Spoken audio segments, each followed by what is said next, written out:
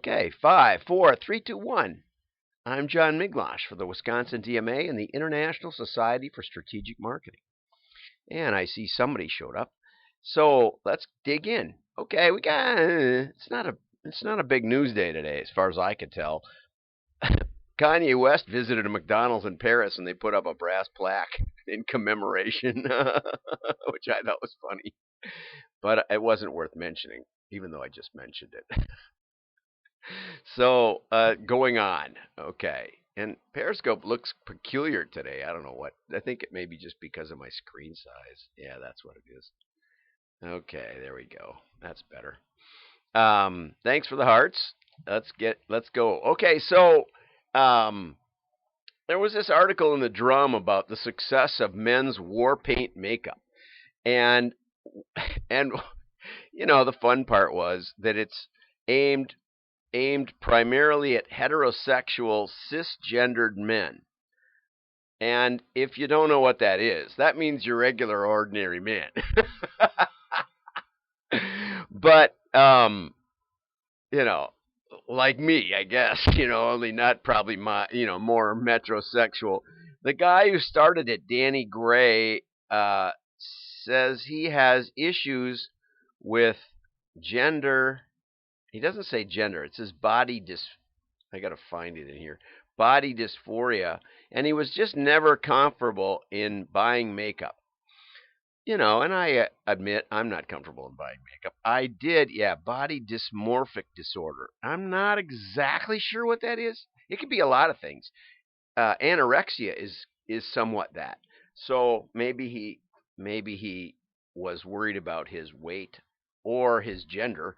It doesn't say that though, so it's hard to say. No pictures of him. I could do a deep dive on this, but I just wanted to say that in spite of the great look that I have on live stream every day, it's more about the lighting than the makeup.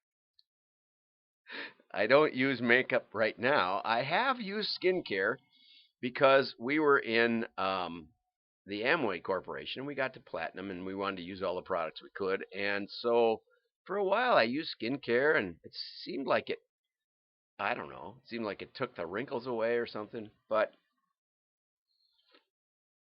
walking around town and seeing friends from high school, I have a lot less wrinkles than anybody I meet that was in my class. So, I'm good. So Danny, and there's a lot of talk in here about customer journey and gateway products. So if you're interested in wearing makeup and you're a man, and you're, you know, heterosexual, um, cis male, this is a gateway product for you. And there's a money back guarantee if the color of your foundation doesn't match. Go figure. But you probably get a better deal at Walmart or Walgreens. Okay, moving on. Okay, I really like the title of this one. No brand is ever ready for what lies ahead. Now, the funny part about that headline is it the lies that are ahead or the future? And in marketing, my experience has been the lies are the lies, are the mistruths. So no, but in here he clarifies, no brand is ever ready for the future. Some just have the ability to play the game better than others.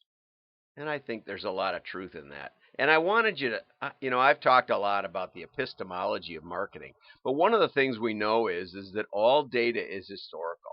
You can't get past that. Oh, I'm not showing you the articles. That's okay. I guess it doesn't matter that much. Okay, and we're not sized exactly right. Like I said, I had all kinds of issues with. I had all kinds of issues um, with all kinds of things today, with today and yesterday. There we go. And so no brand is ever ready for the future. Then the author, I believe, may be quoting, but not necessarily, says everything we do as digital marketers is to lead to a conversion or a desired outcome. It could be income. We commit to the customer journey in our setup platform or campaign, then we won't be unless we commit to that, we won't be successful. And then he descends into this buzzwords word salad. Buzzword salad. That would be a great way to put it. Things like he talks about the user experience reflects on brand and product offering.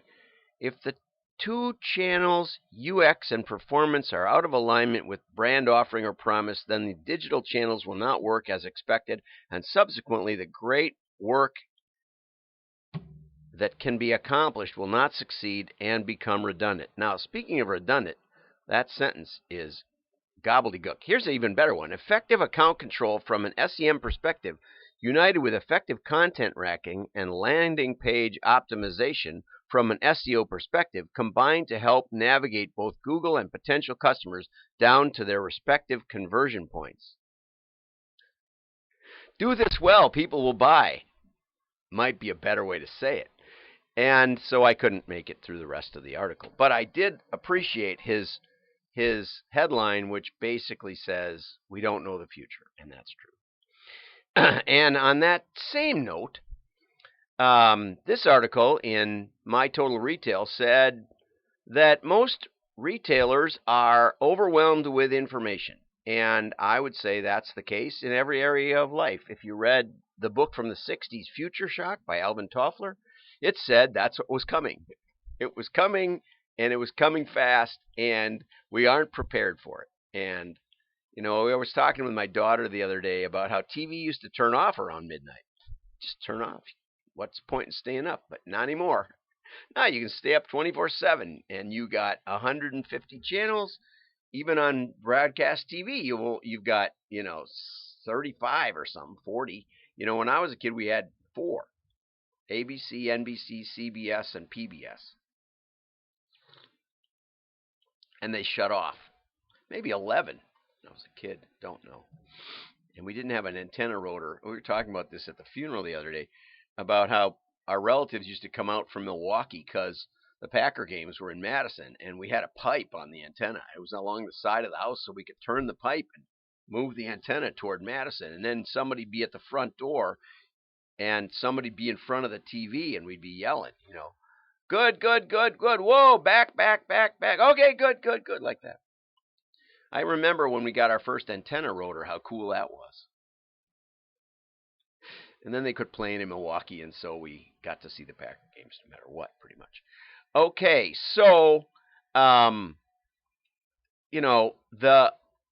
deal is 51% of retailers are suffering from information overload, explosion of technology vendors, and there's a significant information gap between the vendor and the consumer. Yeah, and this goes to the other article, which says vendors lie.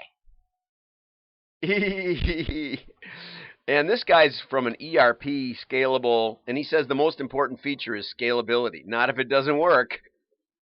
The most important factor is, does it do what you promised? I've had so many clients go on different ERP systems, AX and SAP, and SAP is the devil, if you ask me. Ask Ernie Shell, who basically keeps track of this stuff. And we were supposed to have a 6-month engagement with Musician's Friend because they were moving to Microsoft AX for their ERP, and it went, oh my gosh, 6 years.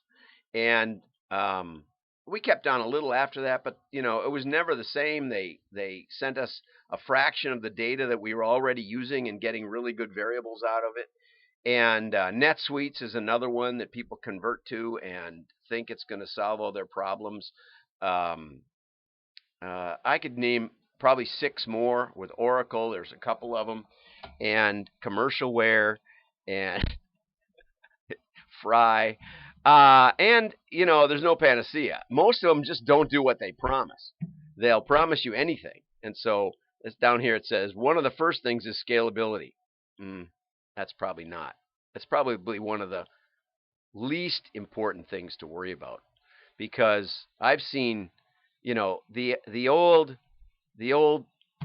Smith Gardner Mac system used to run on an HP 3000. That's a computer platform of the 60s, and people still had it going. They may still have it going. There's, now you can do VMware and put it on a Blade server, but they're running on old technology. Here's the first issue. Does it ship? One of our clients was converting from the Smith Gardner over to the SAP, and for a month and a half they were messing up every order or most of the orders. Their customers just left in droves and they went bankrupt. So that's not the biggest issue. This was an interesting article by Mark Ritson, because he's been really kind of poo-pooing the idea that broadcast TV is going away. And, he said, yeah, everybody's been predicting this. They predicted that 112% of their video content will be by smartphone. You can't even get to 112%. But he says, finally, it's looking like there is a major disruption. Ubiquity is a company that's been correctly suggesting that TV is still the superior advertising medium if you want to build a big brand. But Ubiquity is getting a little more bearish on the whole thing. And the same ad, this was a key statistic for me, the same ad shown on regular TV in 2018 will impact around 60% fewer teenagers and 50% fewer 18 to 24-year-olds and a third fewer 35 to 45-year-olds.